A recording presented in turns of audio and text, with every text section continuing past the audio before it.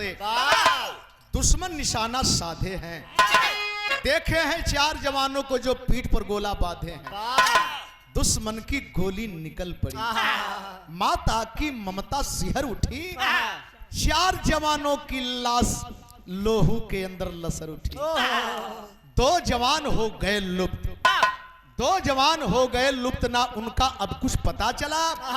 7 दिन तक हुई खोजाई, गम में भारती वीर भला।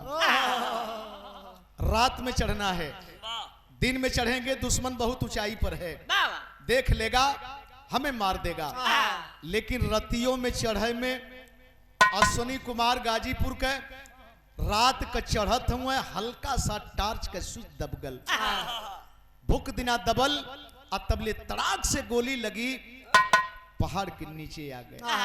वही हालात है। 4 जवानों को जब देखे ऊपर से, ये भारतीय जवान पीठ पर गोला बारूद लेकर के चल रहे हैं, वही से साध करके निशाना मारे। 4 जवान जमी पे आ गए, और जब जमी पे आ गए तो उनके शरीर का ही गोला बारूद फटा, शरीर चिथड़ा चिथड़ा उड़ गई। लेकिन 2 जवान, 4 जवानों की शिनाख्त हो गई कि आज शाम को इतने समय में हमारे 4 जवान भारतीय जवान शहीद हो गए। इनकी शिनाख्त तो हो गई, लेकिन जो साइड से 2 जवान चल रहे थे गन लेकर के, उनकी शिनाख्त नहीं हो पाई। आखिरकार मेरे दोस्त उनकी शिनाख्त हुई कब? आया है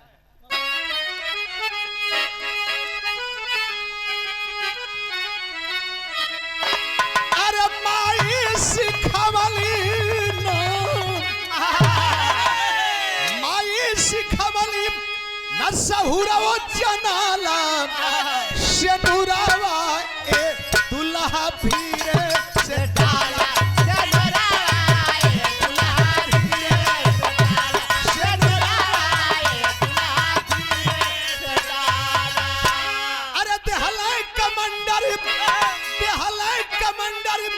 खबर भेजवाई, जवानावा हो गइल रण में मराई, जवानावा हो गइल रण में मराई, जवानावा हो गइल रण में मराई। 8वां दिने ए जवानन के घर पर खबर गई, ये भी जवान शहीद हो गए। हमारे अफसर इस बिंदु पे आकर के खबर दे दिए, उनका कोई निशान नहीं मिला। पहाड़ी उड़ी है, हो सकता है पहाड़ी में कहीं दब करके खत्म हो गए, जिंदा नहीं है। माई बाबू मैं भाप, भाई माई मैं भाप, कब्र से नजरिया घर वाप आई, जम्मू वाले के खबर, अरे गवने के दुल्हन,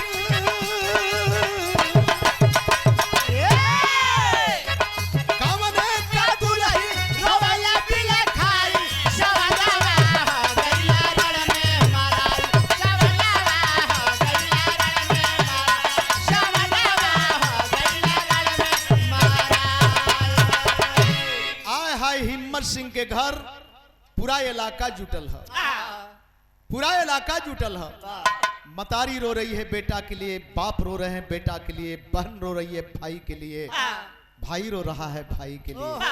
गांवपुर क्षेत्र के लोग सारे लोग गम में गोता खा रहे हैं। बा मालिक बा, इतना जल्दी ये का हो गल। लेकिन भैया हो बाबूजी, 5 दिन तक इस गम में पूरा परिवार रहा।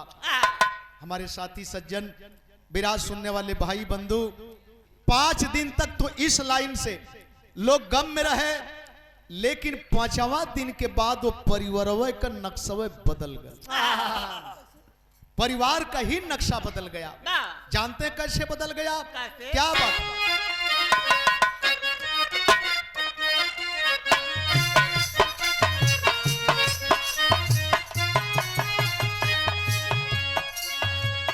झझरे मारौआ जिन छ वही हाये पापा, झझरे मारौआ जिन छ वही हाये पाप, लागी सूरजावा के झझरे मारौआ जिन छ वही हाये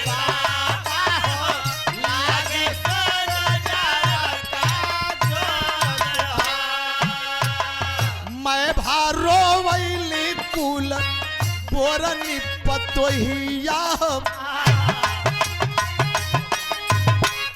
मैं भारो वैली कुलम बोरनी पतोहिया हो बेहलस मर पागिया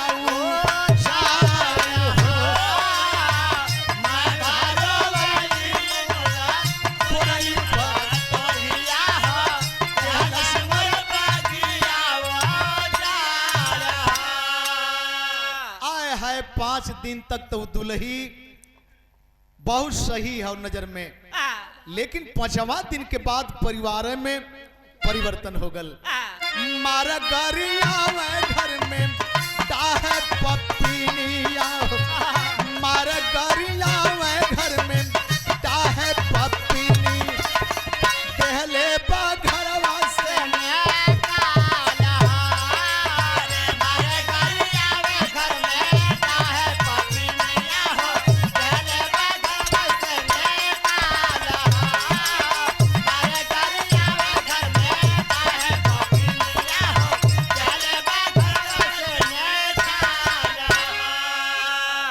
हमारे गार्जियन महोदय, इस समिति के गार्जियन चंद्रभूषण यादव उर्फ पप्पू प्रधान, माननीय ये तो रेलवे स्टेशन के पास पहुंच गई। आज जब स्टेशन के पास गई तो देखती है तमाम झुग्गी झोपड़ी लगा करके गरीब तबके लोग अपना जीवन यापन कर रहे हैं। आय हाय हाय हाय, एक झोपड़ी के करीब में गई, झोपड़ी में से एक बुढ़िया निकली। बूढ़ी माँ को देख करके फपक के रो पड़ी। बड़ा प्यार बूढ़ी माई से मिलल, आंसू पोछलस, रो मत बेटी। कलश की माई अब हमारे धरती पर केहू ना हो। कलश की दुनिया में जेकर केहू न रहला ओकर मालिक साथ देला रे। कलश काम मालिक हमार साथ दी है, अब ये धरती पर हमार केहू ना हो।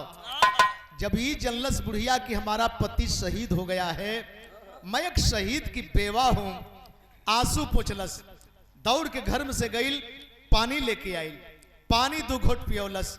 लेकिन जब ये सुनलस किसकी सोच है, रेल आएगी उसके पहिया के नीचे, बस आएगी उसके पहिया के नीचे, या कुआं तालाब में अपने आप को गंवा दूंगी माँ, यही मनसा दिल में है। जा रही हूं स्टेशन पर। बुढ़िया बिगड़ गई, बोली अब तक तो मैं खुश थी बेटी, तू एक बहादुर शहीद की बेवा है, लेकिन अब मैं खुश नहीं हूं तुम पर। समाज के लोग जय हिंद का नारा लगाए होंगे, इनकलाब का नारा लगाए होंगे, अमर हो जाने का नारा लगाए होंगे। अरे मर गए तू विधवा हो गई ना, लेकिन तुम्हारी सोच इतनी गंदी है बेटी, तू शहीद की बेवा है, तू खुदकुशी करने जा रही है। अरे तेरे पति के नाम पर तो लोग वाहवाही लूट रहे हैं, छाती गदगद होगी, लेकिन जब तुम्हारे विषय में सुनेंगे कि तुम हत्या कर रही हो, पैर से ठोकर मारेंगे, कोई गज भर कफन नहीं देगा। माँ फिर जाऊं कहां? कहीं नहीं जाओगी, कहीं नहीं जाओगी। अगर ऐसी बात है तो तुम मेरे पास रह बेटी, बसरते जानती है मैं क्या करती हूँ। मैं भीख मांगती हूँ बेटा, मैं भीख मांगती हूँ। एक रोटी पाती थी, खा करके जीवन बिता लेती थी, अब एक ही पाएंगे, आधा तुम खाओगी आधा मैं खाऊंगी। देखा एक शहीद के विधवा के वो बुढ़िया माई अपने आसियाने पर रोक लेलस। और यहाँ की बात यही छोड़ दें, अब तनी फिर वहां चलें जहां पर जवान कल ये चारों तरफ से नाकाबंदी और खोज में पता चला कि बहादुर शहीद हो गए।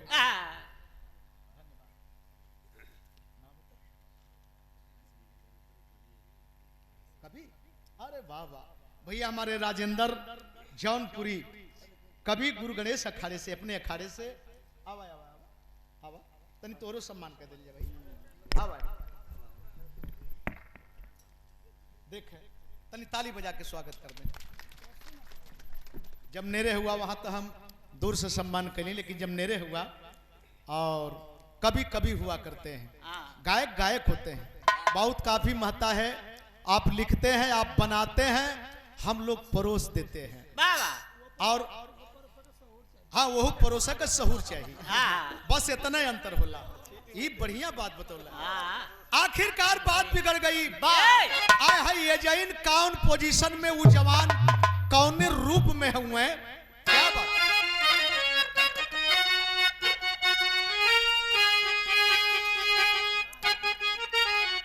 परम मादरी दादा राम फकीर यादव के भतीजे आसाराम यादव बंबई से जो कमेटी के महामंत्री हैं।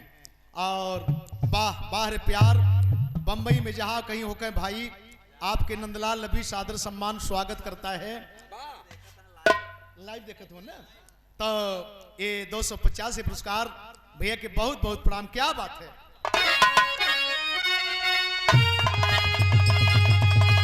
अरे बारूदा का गोला छूटल, बारूदा का गोला छूटल, अरे धुआं घू घूवैला वही पहाड़वा पराना, हो पहाड़वा पराना, दोनों से रवा हे रैला अब पहाड़वा पराना, दोनों से रवा हे रैला वही पहाड़वा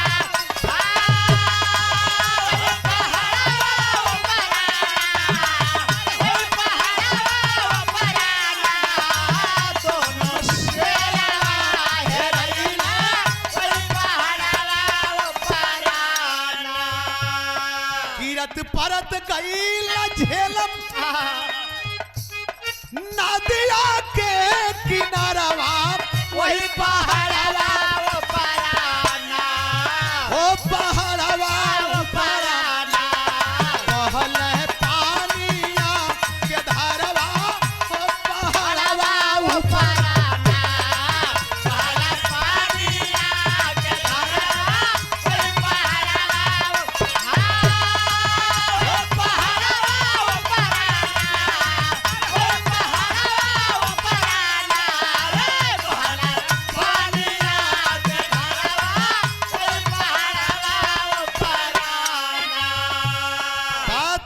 की है जिस दिन चारों जवानों को गोली मारी गई, उनके शरीर के गोला बारूद फटे। ये तो चिथड़ा हो ही गए, लेकिन ये साइड से थे, इनको चोट आई, बुरी तरह से चोटिल हो गए और बेहोशी हालत में झेलम नदी के तेज बहाव जल में गिर पड़े। और जब पानी में गिरे, अगर कहीं बेहोश होकर के नहीं गिरते तो पानी पी करके शायद मर जाते, डूब करके मर जाते, लेकिन बेहोशी हालत में गिरे तो हुआ क्या। बाहत बाहत गई को समील तुरवा वही पहाड़वा पराना, हो पहाड़वा पराना, देखल मल्लाह का छोकरवा वही पहाड़वा पराना, देखल मल्लाह का छोकरवा वही पहाड़वा पराना, देखल मल्लाह का छोकरवा वही पहाड़वा पराना। आय हाय हाय हाय, बहुत दूर बहते हुए कोई आगे है कोई पीछे है। ये जवान कहां पर गए। किनार पर खड़ा एक नौजवान जिसका नाम बताया गया मामट मल्ला। और मामट मल्ला न आपके देश का था न पाकिस्तान का था, चीन का रहने वाला था। दोनों जवानों पर जब पानी में नजर गई, वर्दी में देखा, संदेह हुआ ये जवान कहां से आ रहे हैं, कैसे आ रहे हैं, ये मर गए या जिंदा हैं। मामट एक काम किया क्या क्या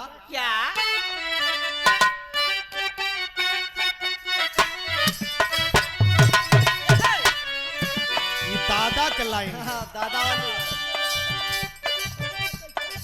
सैया हम के बोलावे रामा, सैया हम के बोलावे पानी के बहाना, हो सजनवा कैसे आई पहलवा।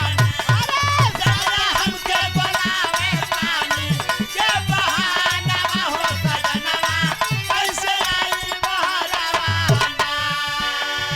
मामट मल्लाह देखा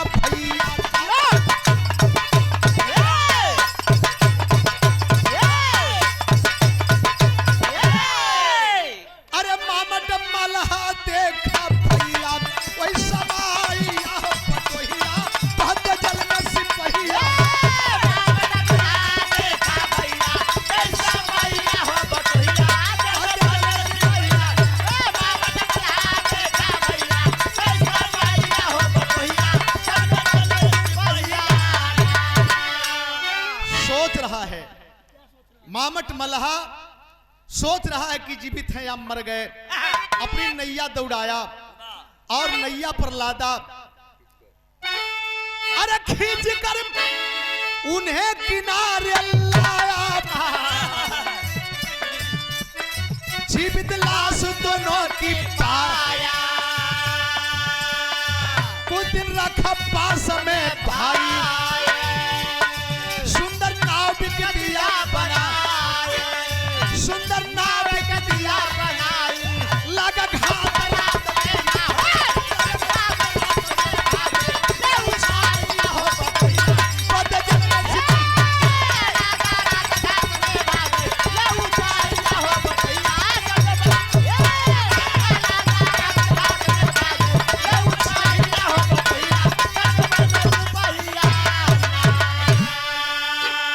मामट मल्ला नैया दौड़ाया, दोनों जवानों को अपने नैया पर लादा। और जब बाहर लेके आया तो उसे एहसास होने लगा ये दोनों जवान भारतीय हैं, मरे नहीं है, जिंदा है। प्राइवेट नर्सिंग होम में ले गया, दवा वगैरह हुई, दोनों जवान अच्छे हो गए। आज जब उठ करके बेड पर बैठे तो मामट मल्ला दूर से इशारा करता है, बोलने का नहीं, बाहर चलो। और जब बाहर लेके आया तो बोला, जवानों जानते हो तुम कहां हो इस समय? नहीं भैया, तुम चीन के बॉर्डर पर हो। और सुनो, भारत देखो वो इधर दिखाई दे रहा है, पाकिस्तान इधर दिखाई दे रहा है। अब यहां से अब तुम बताओ कि जीना चाहते हो या मरना चाहते हो? कौन नहीं कहेगा कि हम जीना चाहते हैं। अगर जीना चाहते हो तो एक काम करना पड़ेगा, मैं मछुआरा हूं, मेरा साथ देना पड़ेगा, मेरे साथ में धंधा करनी पड़ेगी। हाँ, तनख्वाह नहीं देंगे, रोटी दे देंगे, कपड़ा दे देंगे, हरता क्या नहीं करता। दोनों बहादुर यश कर लिए। और जब यश कर लिए तो यहीं पर देखे मछली मरवाने लगा, नैया चलवाने लगा। कुछ दिन बीता, कुशल नाविक हो गए। और जब कुशल नाविक हो गए, अच्छे चालक हो गए, तो एक दिन दोनों जवान आपस में राय करते हैं कि हम भारतीय हैं। बाबा साहब डॉक्टर भीमराव अंबेडकर ने कहा था, 100 साल जिल्लत की जिंदगी से बेहतर 100 दिन इज्जत की जिंदगी जी लेना। हम भारत के फौजी हैं और हम इतना गर्त में आज हम मामट के चंगुल से हम मुक्त होंगे। अब हम मामट के चंगुल में नहीं रहेंगे। देखें हुआ क्या,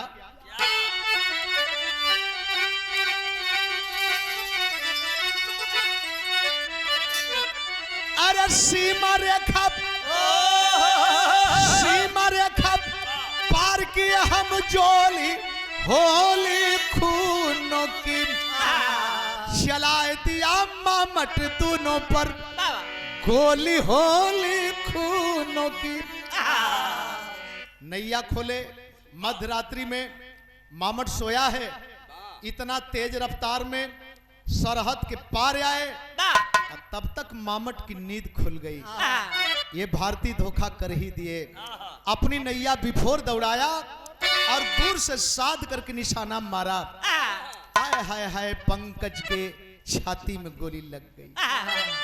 छूट गए भारतीय तट रक्षक, आवाज रात में सुन के हम पंकज की लाश लोहू में नाचे। देखी के माथा ठन के हम, अरे हम हिम्मत सिंह कहा भेदवा खोली होली गूंज उठी तब इनकलाब की बोली होली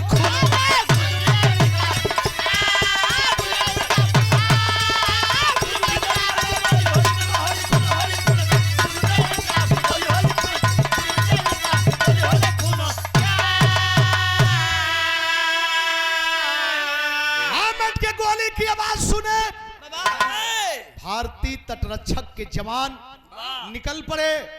तड़तड़ तड़तड़ तड़तड़ तड़तड़ तड़तड़ तड़तड़ लेकिन जब अपने जवानों को देखा, हिम्मत सिंह बोला जय हिंद। जय हिंद, जय हिंद बोलने वाला तो कोई भारतीय होगा। चारों तरफ से घेर लेते हैं, मामट को दौड़ाए, कुशल नाविक था, मामट निकल गया, बच गया।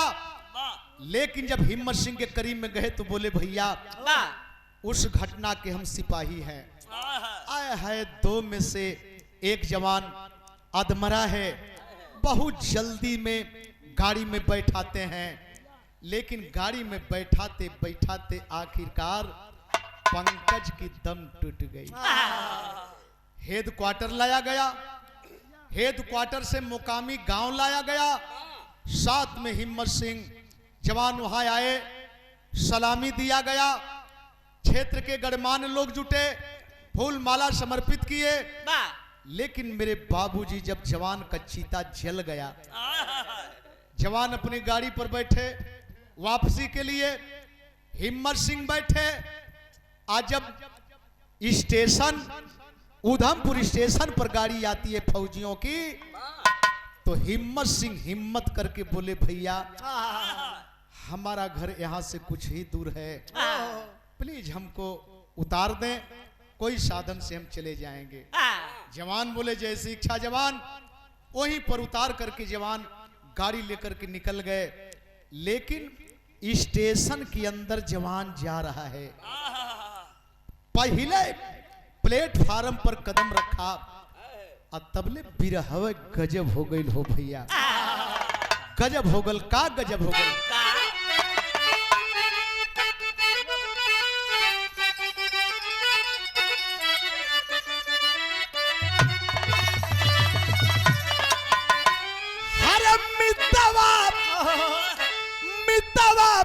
के लसिया जराई की जवान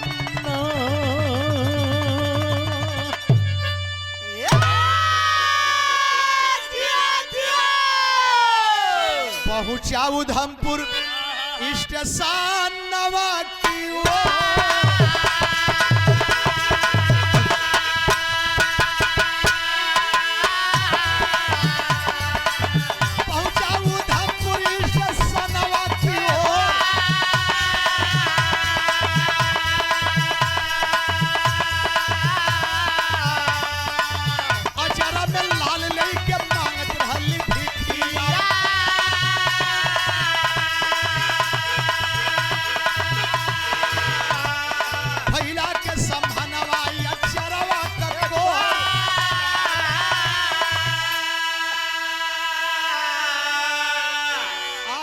पहले नंबर के प्लेटफार्म पर जवान जब पहुंचा तो देख रहा है एक नई नवेली नौजवान औरत, फटा पुराना मैला कुचैला कपड़ा पहनी है, गोद में बच्चा दबाई है, सबके सामने आंचल फैला फैला के भीख मांग रही है। अब वही जवान देखत हुए, पलक गिरी ही, अरे तब लया गईली देखबा हिम्मत सिंह के लगिया।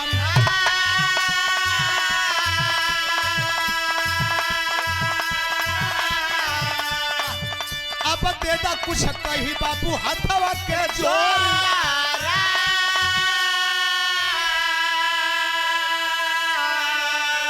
अभी जवान देख रहा है, तब तक हिम्मत सिंह के पास में वो महिला आ गई और आई तो बोली बाबू आप भी कुछ दे दें, बाबू आप भी कुछ दे दें। जवान नीचे ऊपर ताक रहा है, अरे एक टक चेहरा निहारल जवाना।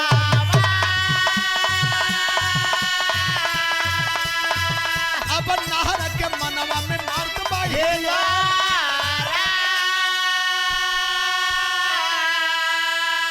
अरे हम सकल लगैले जैसे गौरी मोर दुल्हिया।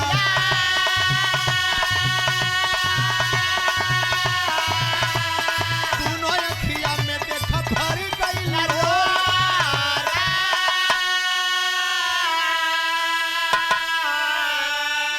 मैला कुचैला कपड़ा पहनी है, शरीर धूमिल है, लेकिन नीचे ऊपर ताक रहा है। एक रोज की मुलाकात है, मने मने सोच रहा है कि एकदम हमरे गौरी दुल्हन मती लगत है। गौरी दुल्हन मती लगत है। इतने सोच के जवान बोल पड़ा, अरे ओ सुंदरी, इतना सुंदर शरीर, इतना सुंदर चेहरा, भीख मांगते समय लज्जा नहीं आती? गोद में बच्चा लेकर के ढाल बना रखी हो, कैसा है इस बच्चे का बाप कमीना रे? अनमोल हीरा पैदा करने को कर दिया और भेज दिया बाजार में भीख मांगने के लिए। खलन ना बाबू, ना साहब, ऐसा मत कहा साहब, न बच्चा का दोष न बच्चा के बाप का दोष। एक दिन के संसर्ग से हमल रह गया और वही बुढ़िया के आसियाने पर बच्चा पैदा हुआ। बुढ़िया माँ तो भीख मांगती थी, लेकिन अब बुढ़िया के साथ ये दुल्हन बोली, माँ अब अकेली आप नहीं मांगोगी, मैं भी साथ दूंगी।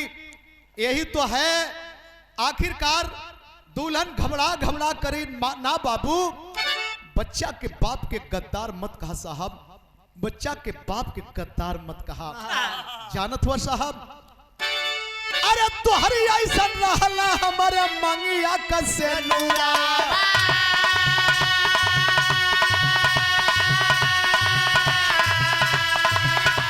सीमा पर हेराई गई सजना हमारा।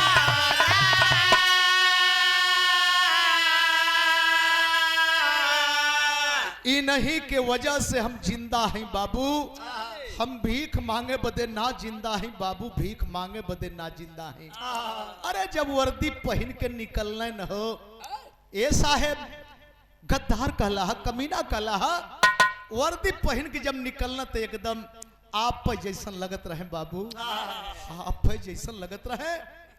नौजवान सोच रहा है वर्दी पहन के निकलने, शहीद हो गई ने, कहाँ की रहने वाली है सुंदरी, कहाँ की रहने वाली, का करबा पूछ के बाबू, का करबा पूछ के एक और मना भी करत है, एक और बाकी देहलस रोवत है। हरे नवा बगौरी मोर करणपुर ससुरारिया,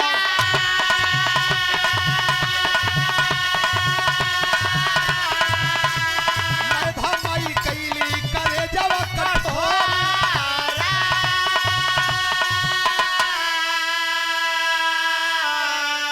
हमार नाम गौरी है बाबू, हमार नाम गौरी है। और जब शहीद भइले का खबर मिलल, हमार सास मैभा हमके घर से बहरे कह देहली, ई उन्हीं का पाहुर देहल निशानी है, इन्हीं के पाय की जियत है बाबू, इन्हीं के पाय जियत है। अरे जब इतना जवान सुन ले, अरे धैया कबरिया में रोवला जवानवा, धैया कबरिया में रोवला जवानवा, झूठे नर नारी मचल भारी सो।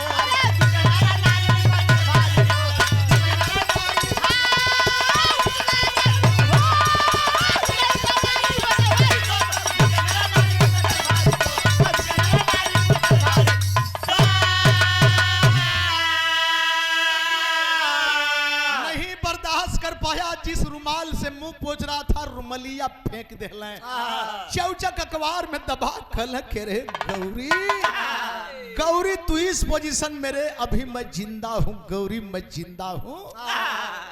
तबले तब प्लेटफार्म पर लोगों का भीड़ जुट गई, दुकानदार दौड़ दौड़ के आवत हो, दूसरे के जनावत उन का हो, कहत न रहल गल है कि भीख मांगे वाली ना है, भीख मांगे वाली का भाव स्वभाव एकरे त मंगहू को सहूर ना, जे दे देत रहल दे देत रहल, जे ना देत रहल वो ठीक हो। बात आ गई न पर्दा पर, आए है एक जवान का पत्नी हो, और जब लोग जुट गईले तो रोवत हुए लोग, आंसू पोंछत हुए, ओई में आंस पोंछते कुछ लोग बकी देहले, का बकी?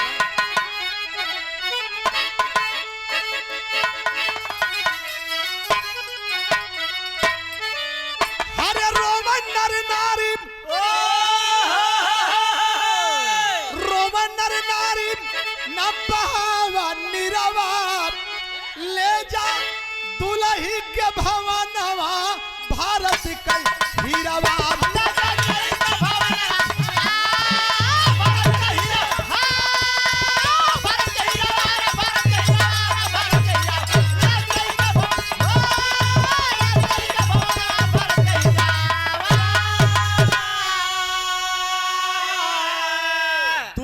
दरोगा लोग प्राइवेट एक ठे कार मंगौले।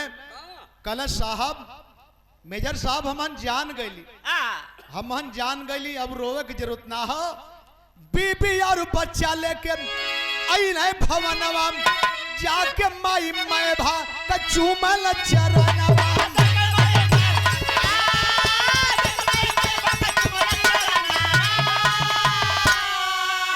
अरे देहलू भगाए नहीं बुझलू पीरवा, ले जा दुलही के भवनवा भारत कहिरवा। गांव पर आया, और जब गांव पर गाड़ी से उतरले तीनों मूर्ति, देखवैयन का भीड़ लग गई। कहो इतना दिन के बाद हिम्मत सिंह पत्नी के लेके बच्चा के लेके जाके मतारी के पैर पकड़ने, अपने बाप के पैर पकड़ने, कहला कि माई हमार माई मर गई, तब बाप के जगह पे अलू तो तुहू हमार माइये न हो। लेकिन एक नारी होके नारी के पहचान ना कर पौलू, अच्छा ना कैलू माई, तोरे अंदर लालच हो गई। अरे हम देश का सेवा करीला, भारत माई का रक्षा करीला, हम तोहरो रक्षा करीला, लेकिन माई अगर कहीं एकरे जगह पर तोहरे बेटी के साथ ही होत, एकर का दोष रहल, एकर का दोष रहल? हम शहीद हो गई तो एकर का दोष हो? अच्छा ना कैलू तो से अच्छा तो भिखारन मतारी है, जौने के चलते हमार बीबी बच्चा महफूज हमके मिल गई। आए हाय लालच हो गई ना कि हमार बेटा ना हो। ए माई हमके लालच ना हो। एक बात सुना, फौजी जवान कहता क्या है? अरे लेकर रह माई अपन घरवा दुआरवा, तुहरी ऐसन मैं भाग करना चाहिए दुआरवा।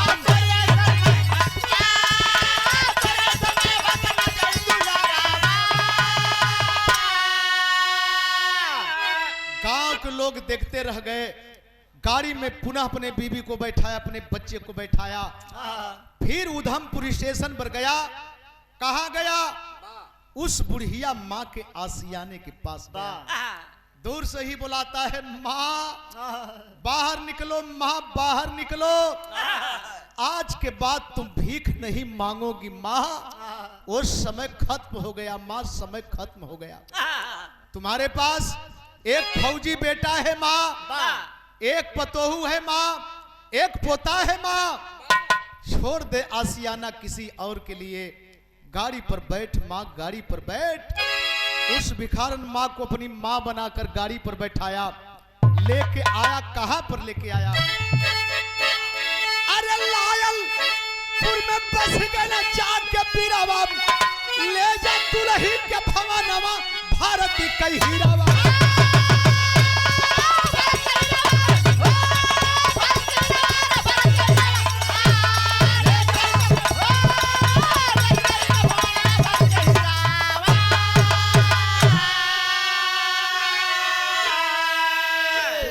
कमी को ढूंढनी पड़ेगी और ढूंढ कर इसको हमेशा हमेशा के लिए समाप्त करना पड़ेगा। देश का जज्बा गरीबों के बेटों के अंदर, लेकिन कभी कभी हम परिवार वाले कितना बड़ा दोषी बन जाते हैं। लायलपुर में आज भी स्थान बना करके जवान है, ड्यूटी भी चल रही है। गुरु बिहारी गुरु गणेश का खत्म हुआ दस्तान, विमल चंद्रिका कवि के सब बच्चन से प्रेम पुराण। अरे जवनिया जौहर ज्वाला बन गई, जवनिया जौहर ज्वाला बन गई, मुसाफिर नंदलाल जी